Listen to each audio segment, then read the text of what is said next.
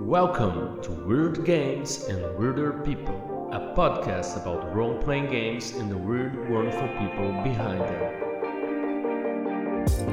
Hello, weirdos! This is Diogo Nogueira, and today you're gonna listen to me talking to Lucas Rolim. Lucas Rolim, if you don't know him, is a fellow game designer from Brazil.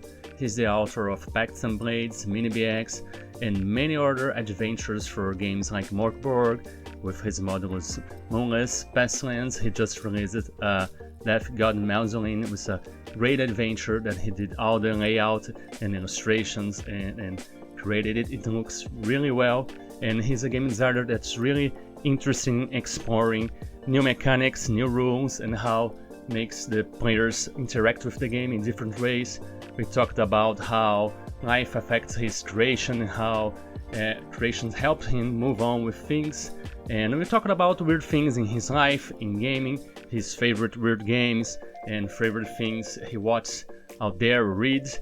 And we just got really weird, and in the end we'll see us talking about each other's worlds, gush a little bit. It kind of maybe a little bit cheesy and weird, but that's how this show works. We're just weird, wonderful, authentic, and I hope you really enjoy our chat, and let's get weird with Lucas Rolim. Hello, Lucas. Thank you for joining me. And how are you? How have you been, man? Have been great. I'm a little bit away from the social medias and Twitter and X and Elon Musk shit, but I've been great. Not interacting very much, but sometimes it's good for our mental health, you know.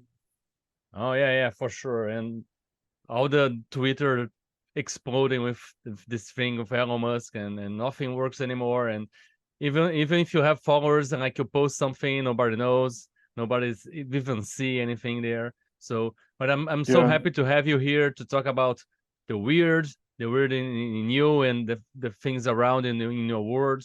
And for starters, who is Lucas Rolim? Tell us about yourself and tell us one thing people think you're weird because of that.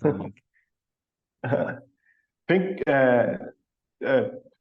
you for the invitation. I'm very flattered, and it's very good to talk with you, Diogo. And it's a real pleasure, and someone that I admire. And first thing, I have to thank you.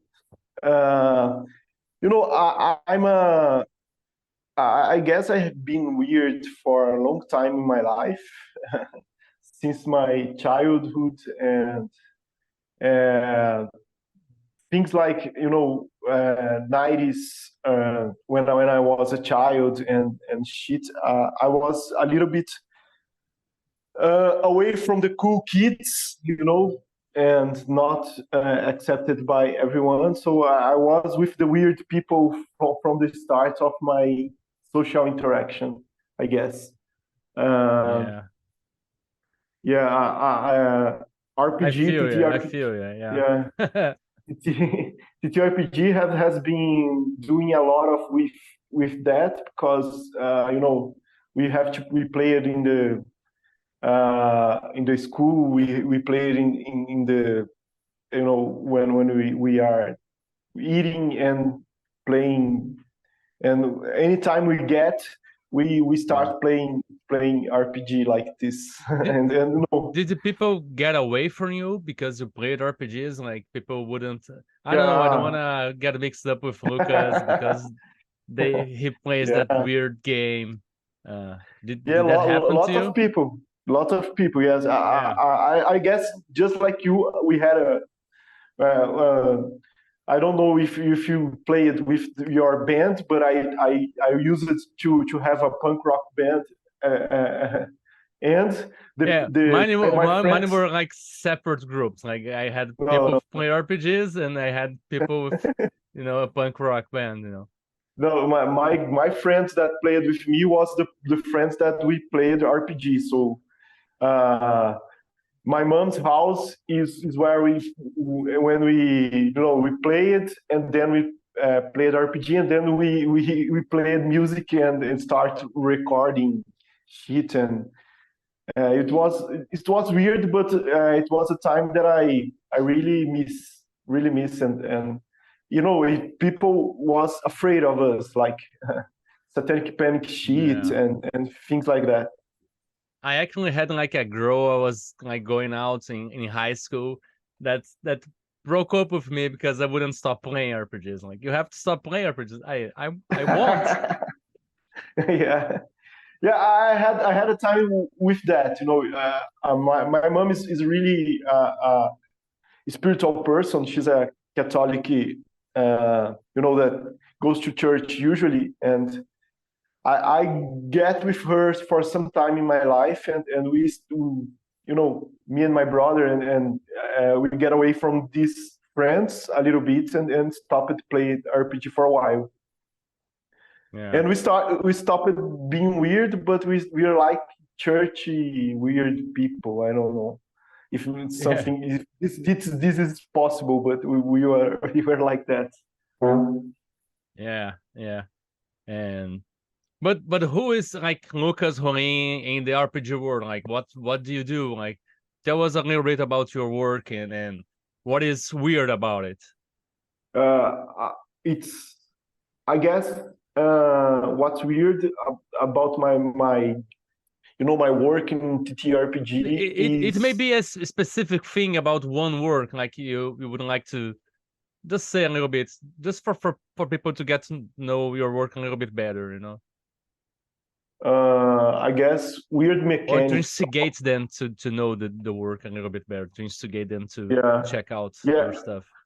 I guess that the weirdest things in my games and work is the mechanics. They are, I try to make things not as I don't know, not as simple.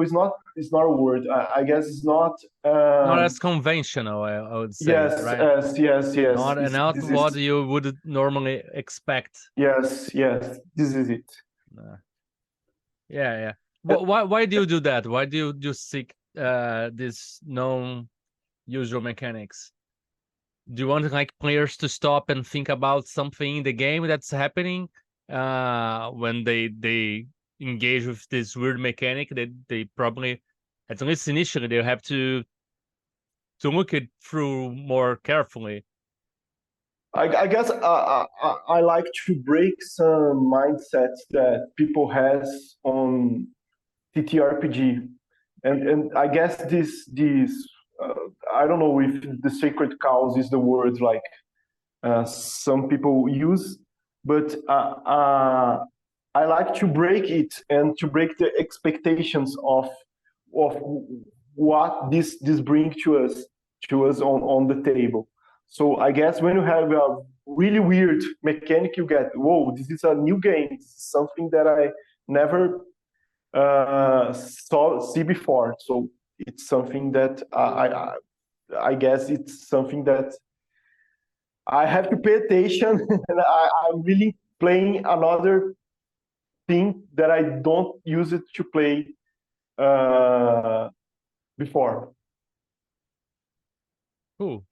Yeah, yeah. I've noticed that since Pacts and Blades, Yeah. initially the mechanic, especially like in the first release, for me was kind of hard to grasp, and then Yes. as you wrote a little bit more and explored a bit more, and it made more sense, and it's really engaged with the weird and the way even the setting of your games interacts with the rules. And I really Yes. appreciate creators like you that like to explore even like weird ways to play with dice and play with mechanics. It's something that I like to do a lot too, and sometimes I feel some creators are kind of afraid to do that because they think they may alienate the public or something. uh, what do you think about that? Do you think about this at all when you make your games? Like, do you feel, oh, if I make these rooms too weird, people won't be able to enjoy, won't be able to understand, or won't even be willing to check out my game, or doesn't that come true at all? Yes, just like it's follow your something. heart, like I want to make this, so whatever. It's something that nowadays I struggle with a lot. I guess I experienced it and broke this mindset and made things very weird and very different from other games. But now I see that point that this can get people away from what I am thinking. So yes, I tend to be in another phase maybe that I will try to write and make things a little bit simpler, but some mechanics, weird mechanics, will be there. But yes, I guess you're right. So, I guess my games are not played as often as I like it because of these weird mechanics. In MiniBX, this is something that is more a provocative thing that I did with, grognards that like the sacred calls of D&D Yeah. and really no, there is this way to play the real D&D and something like that. It was a Yeah. desacralization and something that get weird, more weird than I would like, but it works as it works, more or less works. I guess it needs more work for a second edition or something, but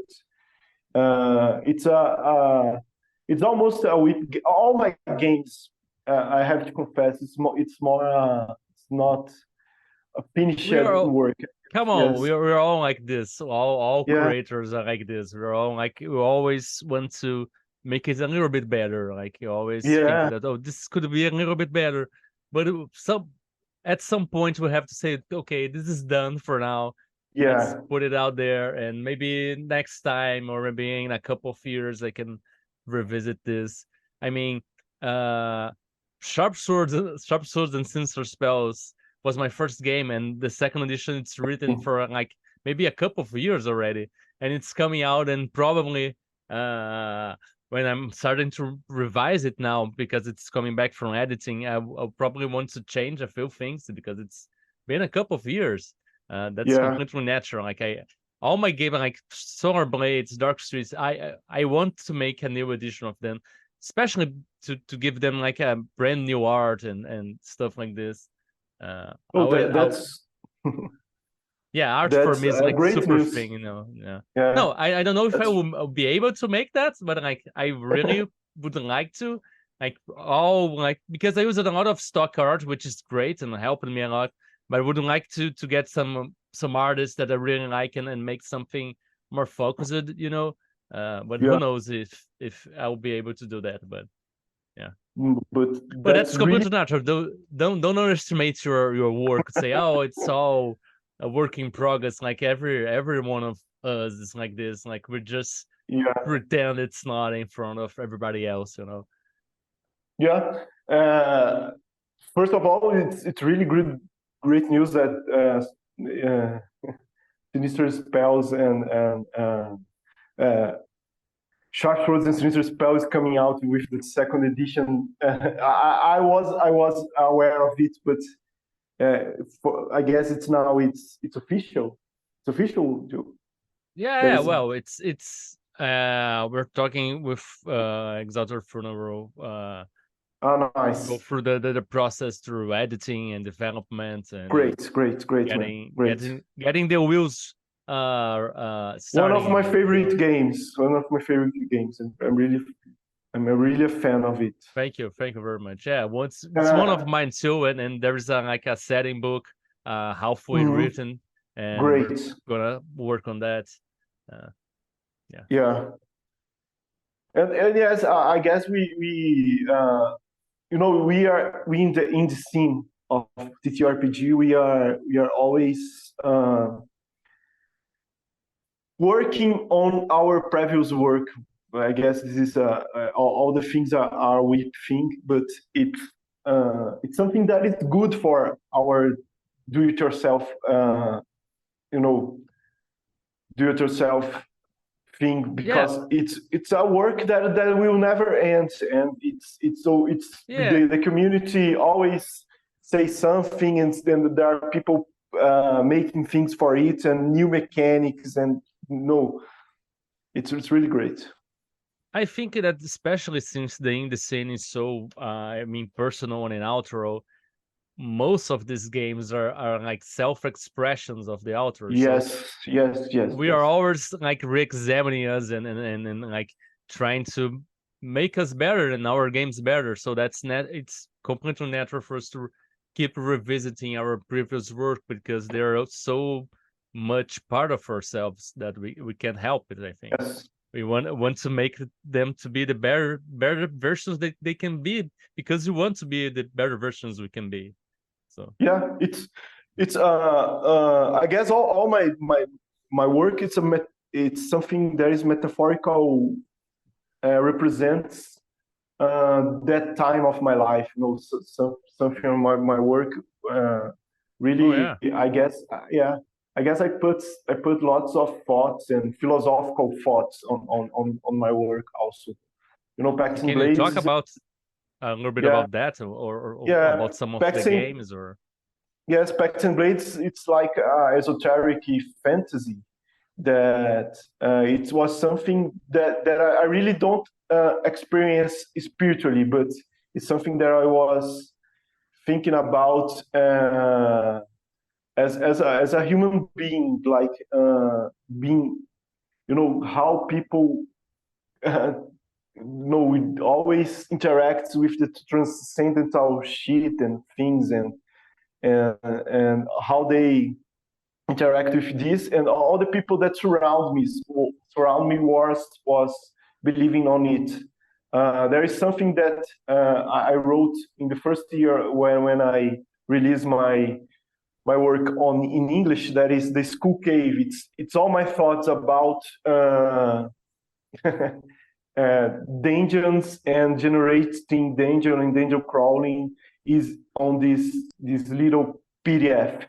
And the School Cave is my head, I guess. the dungeon itself, was my head, I guess.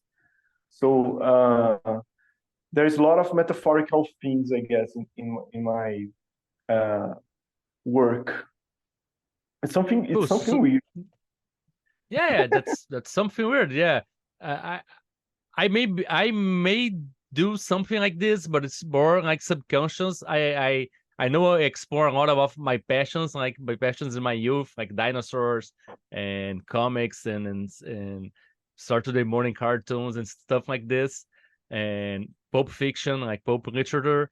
But I mean, this part of expression for you, like you expressing something that's really personal and something linked to the moment in your life. Yeah. What happens when you, for some reason, aren't able to create your art, like to work on your art? Do you feel okay? It's just something you do when you can, or because I've realized recently that when I'm not able to work on my art, or when for some reason I myself may make me unable to work on my art because of many things like procrastination or anxiety and stuff. Yeah, it gets worse and worse. But when I can get back and start working, like I force myself to go at least 30 minutes for like 5 days in a row, and then start to get better and be able to get back to work. How do you feel when you can't express this part of yourself, or have you always been able to have these moments? Yeah. No, I guess not. I guess everyone is aware of my loss of my brother, and this affected me a lot. And this year, especially, I don't know, it never gets better, but this year, all the things that I was releasing, it was written or at least drafted after his death, and I was this year I was away. I didn't have new ideas drafted since this. I was just releasing new things. I released a Pacts and Blades adventure recently that was written by a friend of ours. That it was a whip thing. But for me now, it's really this year especially is really tough creatively. I am drawing a lot because writing has. I've been struggling to write new things, new ideas is not coming. I am, I guess I am having another hyper focus on, physical exercises and shit because it's making me better. But it's something that I'm struggling, but I'm trying. I'm trying every day to write something, to draft something, and lots of inspirations from your work, from other people that really helps me a lot. I have some commissions to work now, especially in the Brazilian scene. There is a new publisher that is called Caramelo Games, and Pacts and Blades is coming in Portuguese. So I guess I have to translate, not only translate, to work a little bit in this week work as we talked, and they also commissioned me to work on a adventure for River Band from Victor and Tertulliani. Yeah. So it's, Yeah. I was really happy, but now I have really a hard work to do. But it's okay because their game is super inspirational and super cool, and it's something really great to work on. So I'm and happy. Caramelo has been doing a very good job, and working really well and paying people well and doing the process fine, and they're not trying to run more than they can. I'm releasing games with them too. They're doing a fine job, and I'm glad you now you have something motivations, right? Sometimes that can be scary though. Yeah. I'm having some commissions now too, and now I'm like, okay, I can't mess this up now. Yeah, I have to do the art, the layout, and the writing. So I have a lot of work, but yeah, it's a motivation to work on something new. And I guess it's something really new for me, and really, and this is what I needed, I guess, because I'm out of the conventional fantasy or OSR fantasy, and now I have to work on something a little bit different, but very great to work on. Cool. Yeah.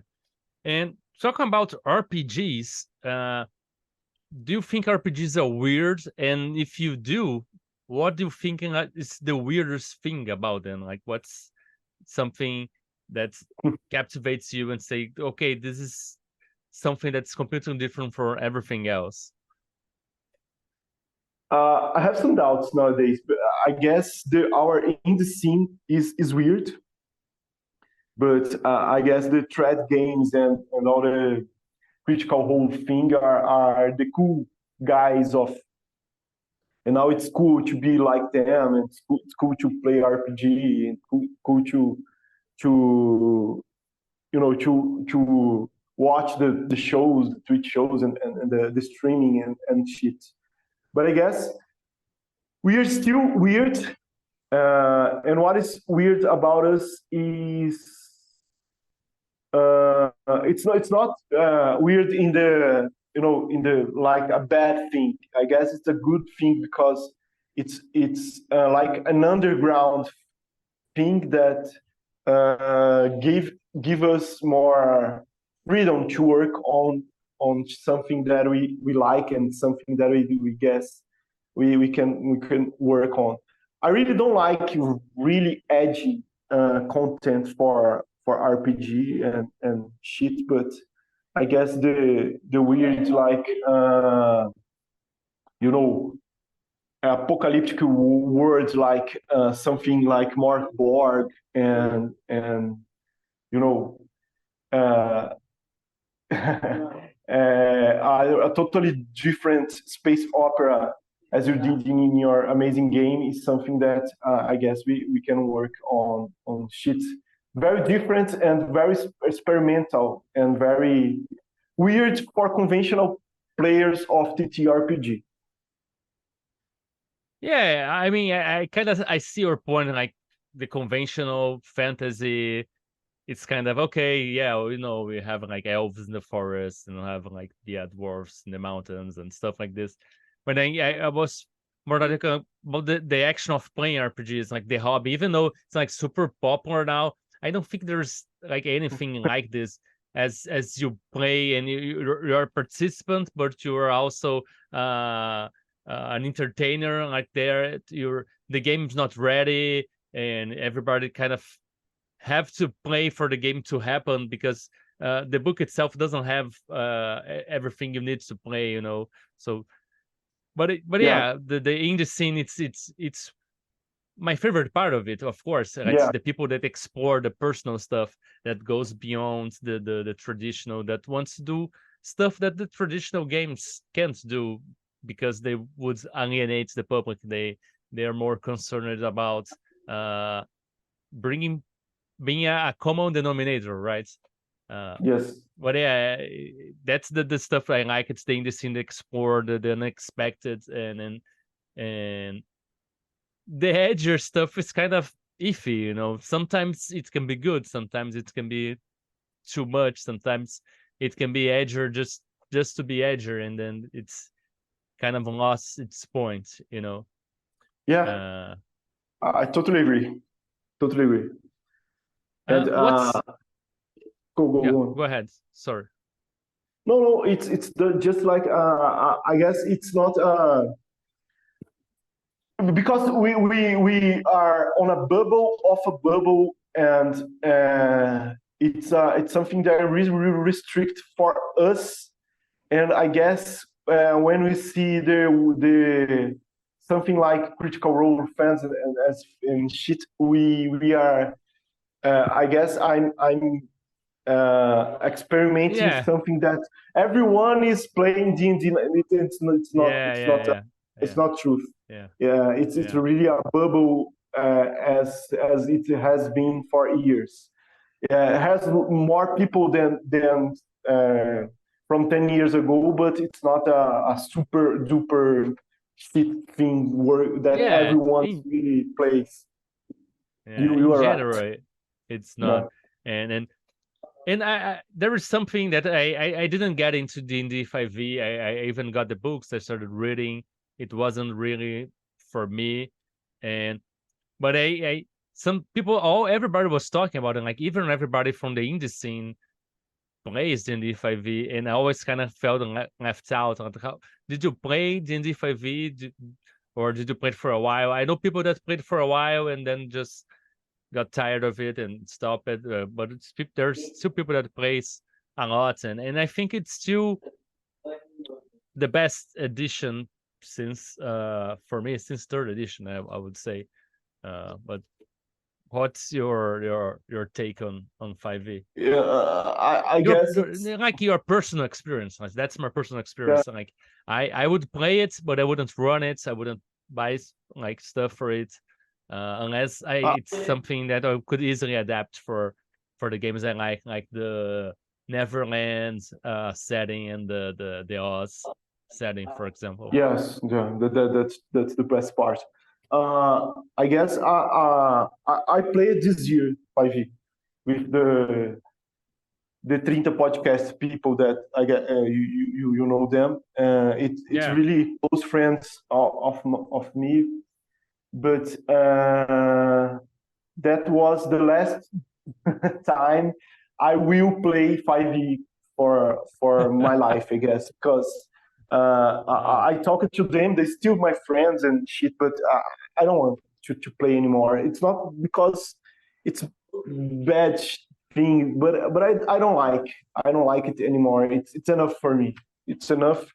I don't want to be in a combat that will be resolved in 2 hours, 3 hours of play. Oh yeah. You have to be looking in your character sheet and choosing your next action as all the actions, the turns and shit goes on. Yeah. I remember. Super I remember technical, yeah. fourth edition, and it was a nightmare because of that. But It's not I because thought it was getting a little bit faster. But I only played low levels. I haven't played 5e on high levels, and I suppose it can get a little bit slower, I would say. No, I really like skirmish games though, and because they are made for this, and so in there are 2 players. You know, it's even skirmish crunchy games are faster than 5e games. I understand that people that likes it. It's not. Yeah. There's games for everyone. Yeah. What would you say it would be like the weirdest game you ever played, or the weirdest game you like? Like, I guess I have to say Cthulhu Dark. It's the weirdest thing I ever played, and really genius. And it's excellent game. Yeah.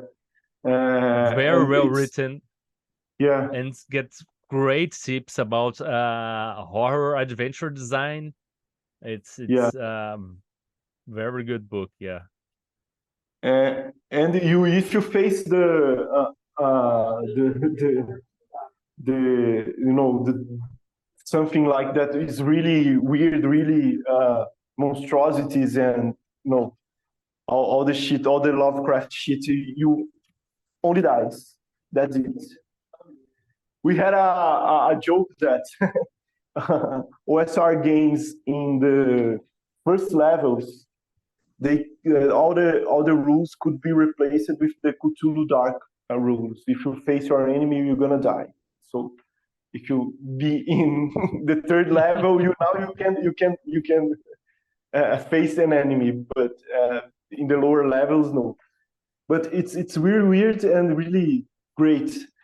I guess it's the weirdest and really cool game that I played. Yeah. I don't know if you know this, but Gabriel from Uruguay has like a mothership hack of Cthulhu Dark. I don't know. It's like a dark ship. So Yeah. And he plays mothership adventures with like this dark ship, which is basically Cthulhu Dark for mothership hack. I haven't played, but it sounds perfect, right? Like if you're facing like this thing, you're gonna die. There's a new game, a solo game from David Sherman that is overpowered solo game that you play as you read your adventure models. So it's really fast, and you play as you read an adventure that you buy it. It's really weird and really great because I have tons of adventure modules that I never run, but now I run it for myself because I read it through playing this overpowered solid game. It's really cool, really, really cool. Weird but cool. Cool, nice.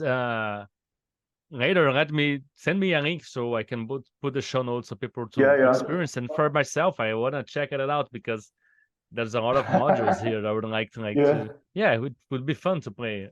It's as fast as you read your model. You don't expend more time than reading your models and playing it. It's the best way to read your models for me now. Nice.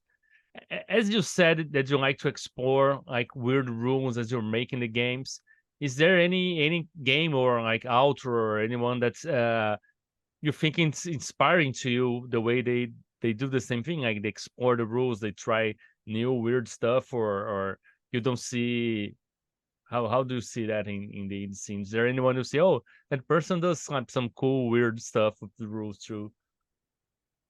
Uh, I guess the John Harper is the Oh yeah. is the one, and I guess we have some people from Brazil as well.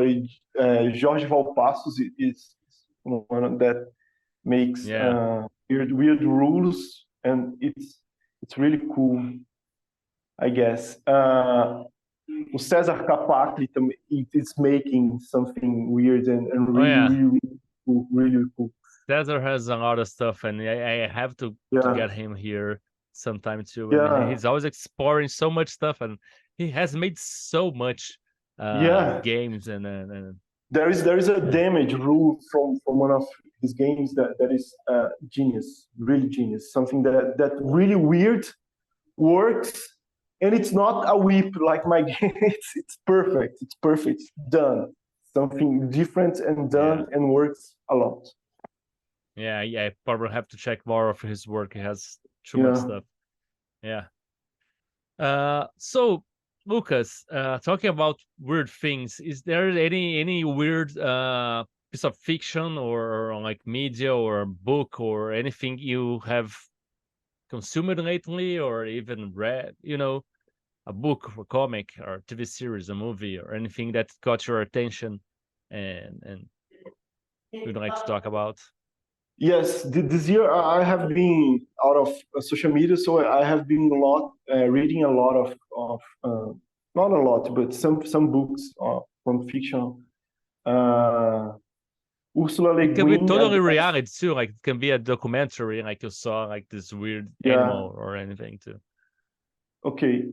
But I guess Ursula Le Guin is something that I have been reading a lot of this year, and the way that conflicts and combats are not violent and resolved with violence in her books are really exceptional and really makes me think about some spell rules that does something like that, that not cause damage but get an outcome that is not violent at all, that functions like that. It's something that I have been thinking a lot.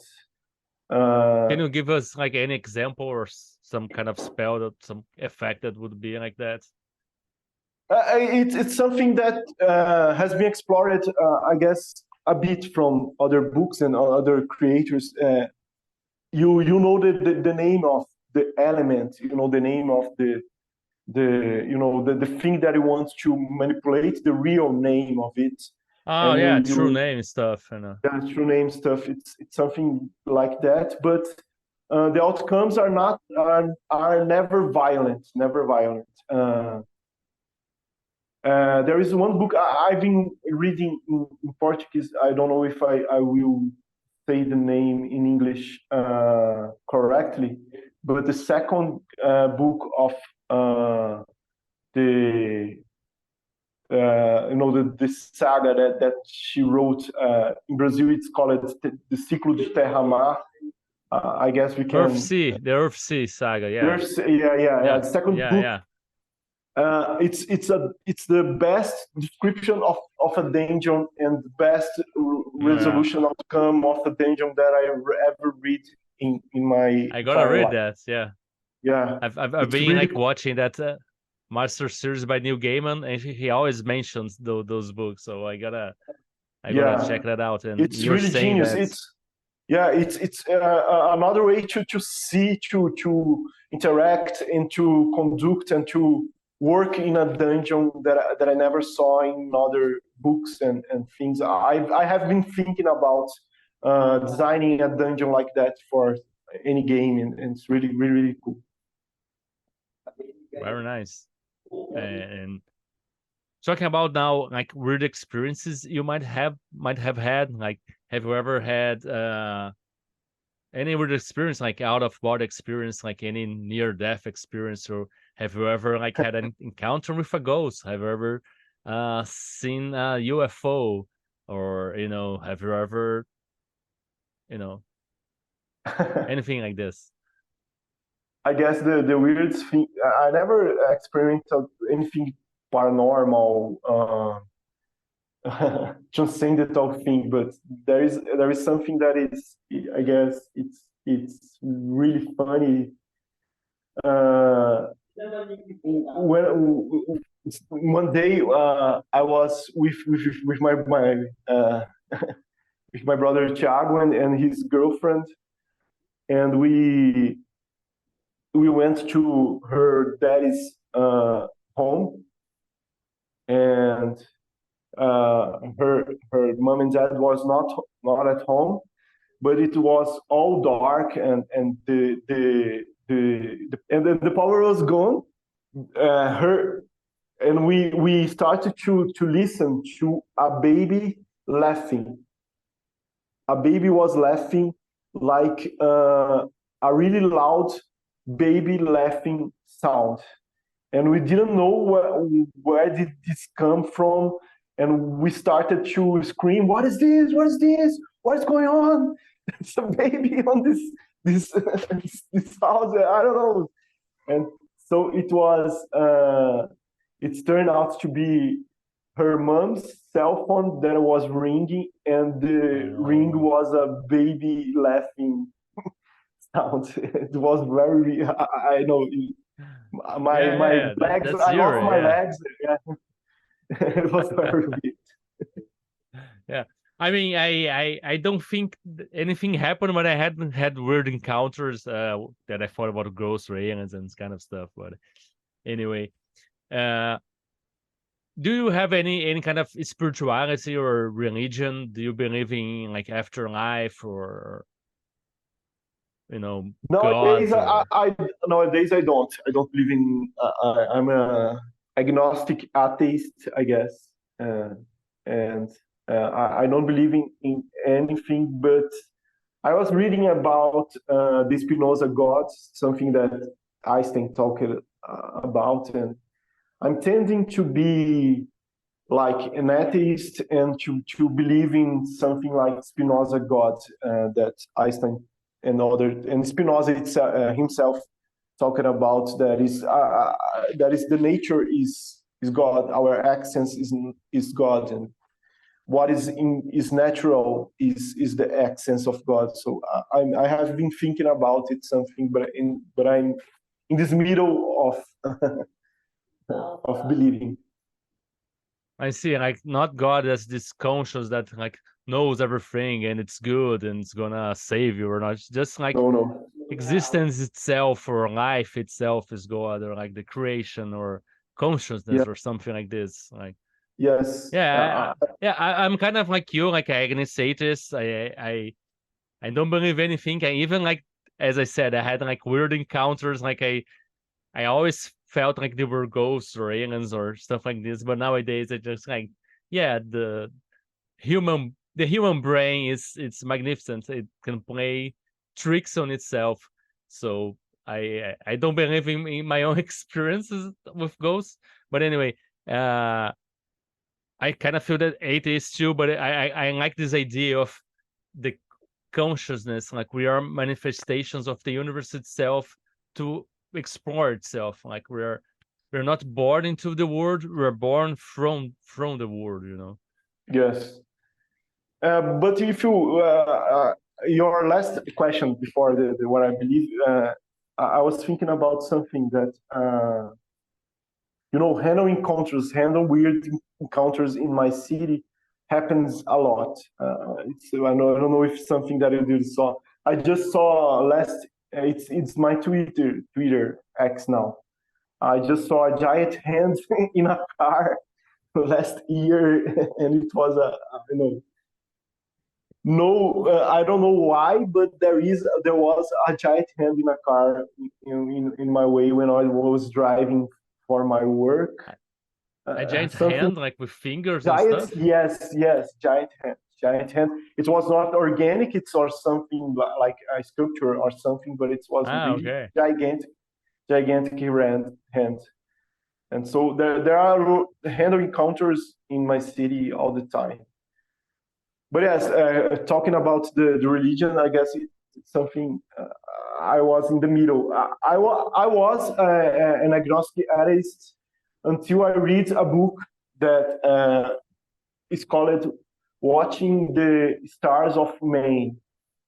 I read it in English, and it's a physicist that was watching the stars in the Lake of Maine. He's American, and he experienced something.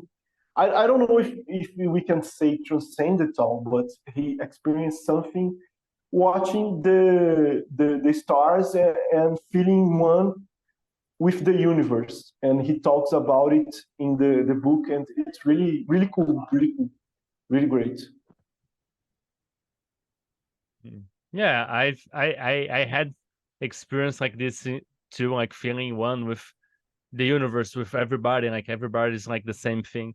But like I was high on mushrooms, so it's my brains and stuff. Yeah. And talking about that, have you ever had like experience with psychedelics and stuff, like, and seeing the world in kind of this weird lenses? Or I would like, but I never.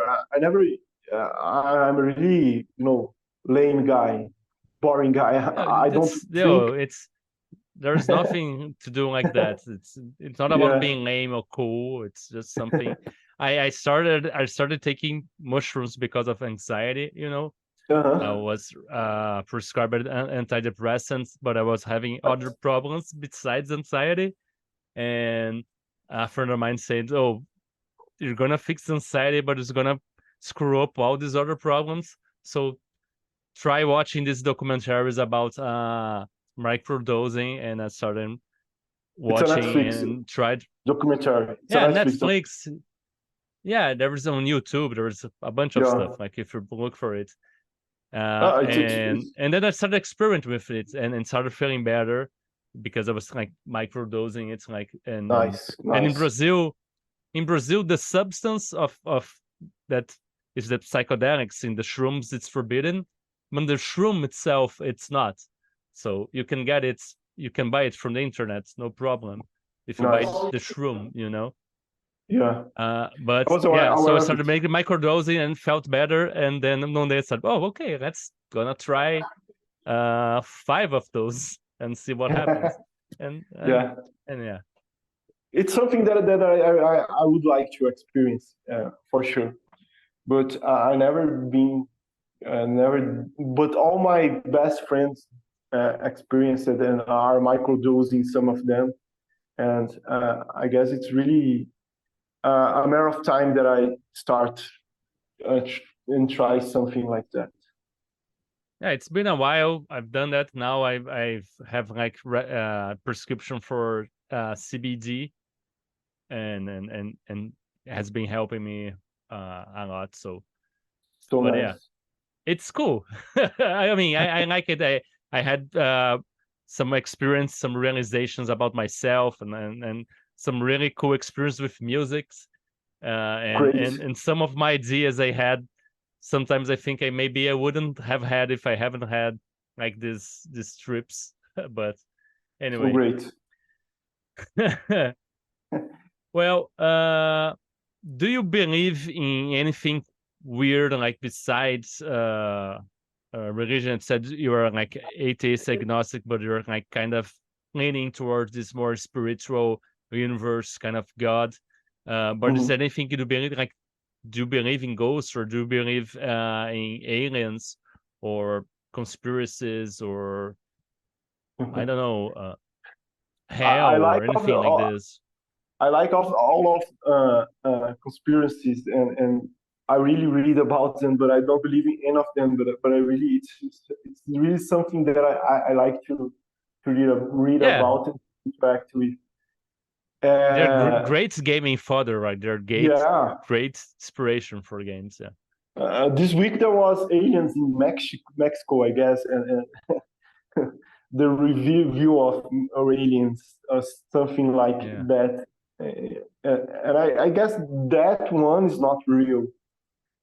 I work with science in my day jobs. I'm a biologist, and I work with research and microbiology research. So I guess you're probably familiar with with very weird stuff, or we're probably familiar with because biology is completely weird, right? Yeah, it's really weird, and there's something that there are some really trippy things and bacteria that I work on are really really weird. But talking about the alien shit, I guess this one in Mexico are not real, but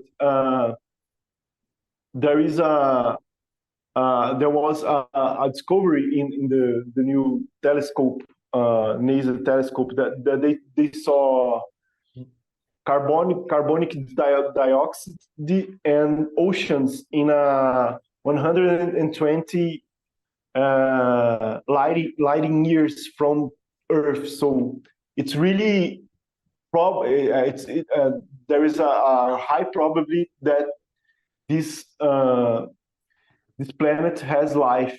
So I guess we are not alone in the universe. There is something that I'm really sure. I have master in talking about it. I have master in microbiology, and everyone asks me when I will get my PhD, and I keep saying that I will get my PhD when there are aliens, bacteria, alien microbes that I can study. So I guess maybe. Maybe we're getting closer. Yeah. Yeah. Hopefully, yeah. Yeah. Nice. And there was one thing I've completely forgot to ask you about in the beginning, but we still have time. This podcast is all about the weird, but each and every one of us has kind of a personal definition of that, and a reason why we're so attracted to it. So, to you, how would you define weird, and why are you so attracted to it, and why do you explore it in your work and in your life in general? I guess it's something that is strange, but cozy is strange. I don't know if that can be a definition, but it is strange, and it attracts me in some ways. You know, it's strange, but it resembles me the weird plots that I used to think in my teenager years and my adventures and from all my TTRPG life. So I guess weird is something like that, you know, strange, but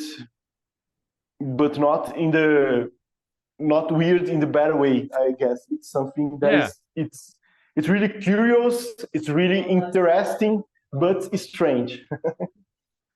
Yeah. I mean, one of the goals of this show or podcast, whatever, is like to get out of this bad feeling about weird, because back then weird would be because we were different, we wouldn't fit in, and had all this worry about fitting in and being equal to everybody else. But nowadays we are more open about being different, and we are more acceptable of the diversity and how each one of us is different or never different or Yes. unique, so I think we are attracted to the weird because it connects to something about us that's different for everybody, that wasn't nurtured or was like repelled, and the weird in everybody kind of connects us. So being different for everybody make us kind of equal in some way, right?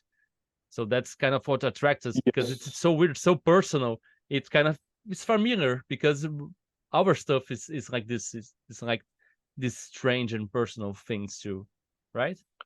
Yes, I guess if you really yes, I guess if you really looks near enough anyone, this person has really weird things, and that can be interesting and not. Some people are better than others at hiding it, or some people don't try to hide it. Some people try harder, but I think everybody has something there that's weird, like the personal spark, Yes. that some people would call a soul or something like this. I don't know.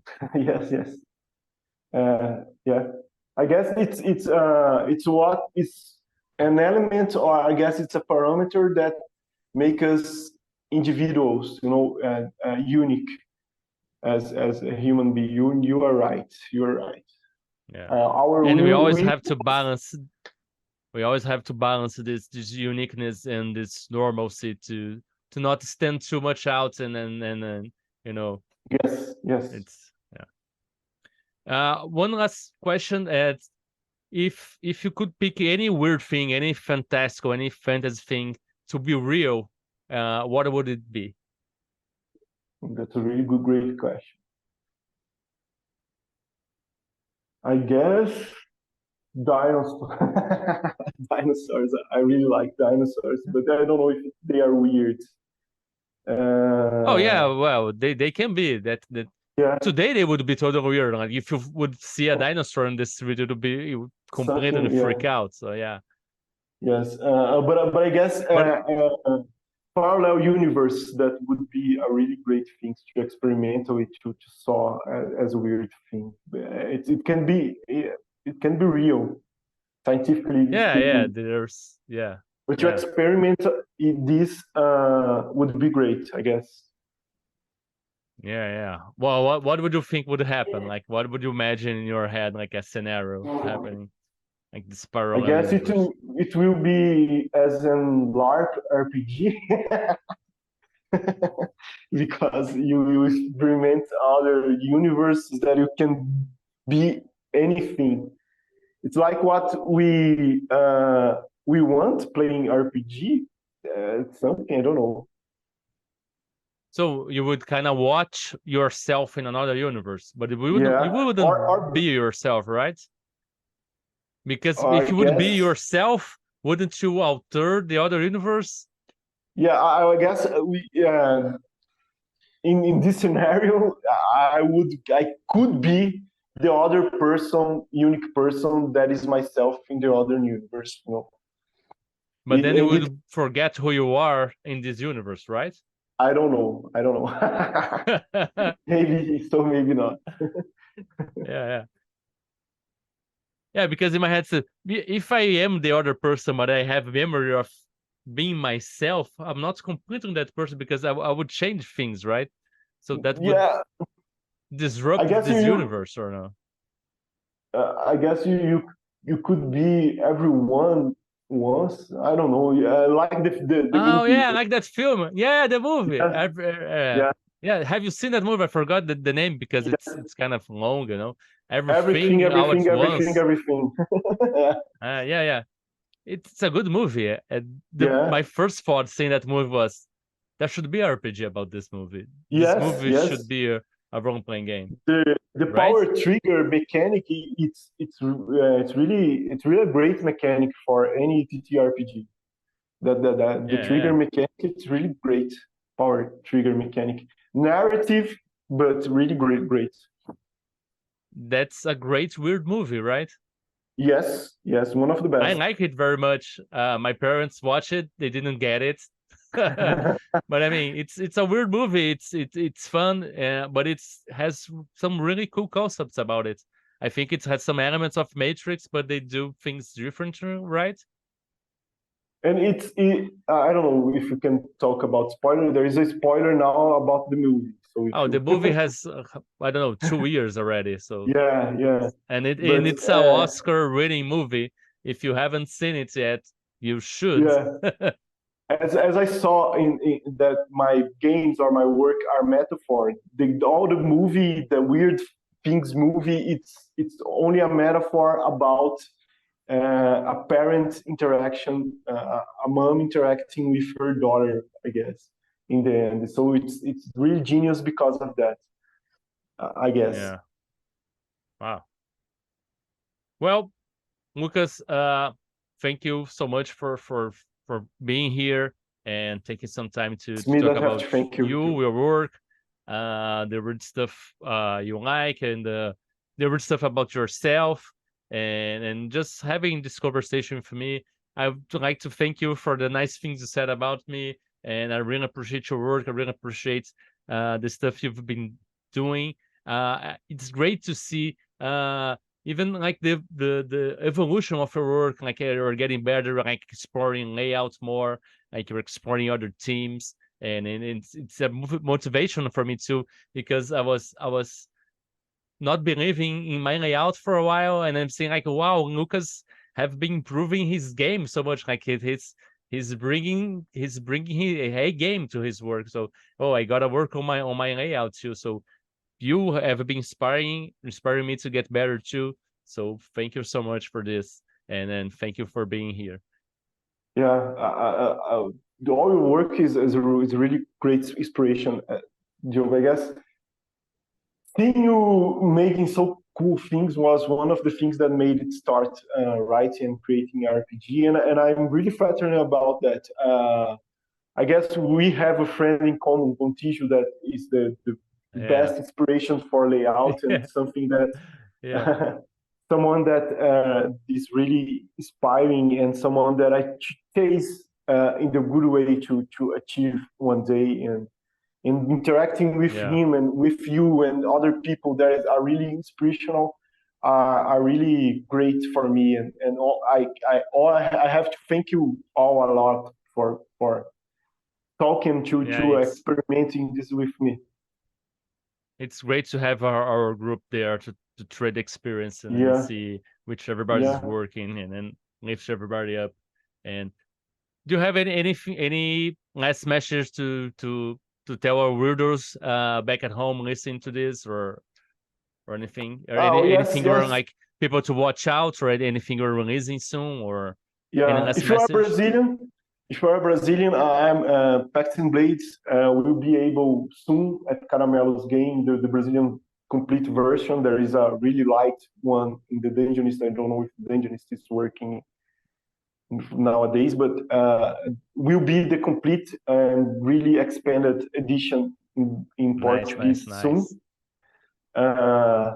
And I'm working. If you want, you can check out my games at my each page. I sell things at Exalted Funeral. There are books there. There are books in Muppet Publishing, and Threefold, and just these two are okay. And I'm working. I don't know if I stay here, I have to complete. So I guess I will say that I'm working motivational strategy. Yes. Yeah. I'm working on something like Pacts and Blades second edition for the next year. Oh, nice. Okay, thank you. Thank you very much for. Yeah.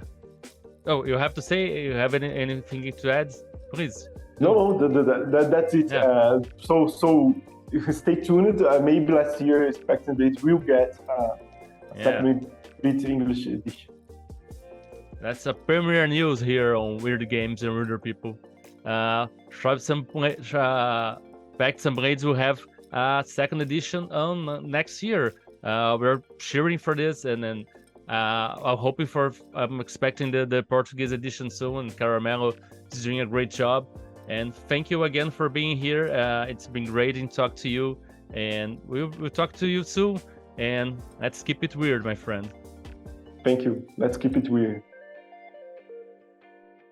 Thank you for listening to Weird Games and Weirder People. If you'd like to keep up with the show, please subscribe to be notified when we release new episodes. If you'd like to support us, please leave a review or head on to code-fi.com/WGNWP. See you next time, and remember, weird is the new wonderful.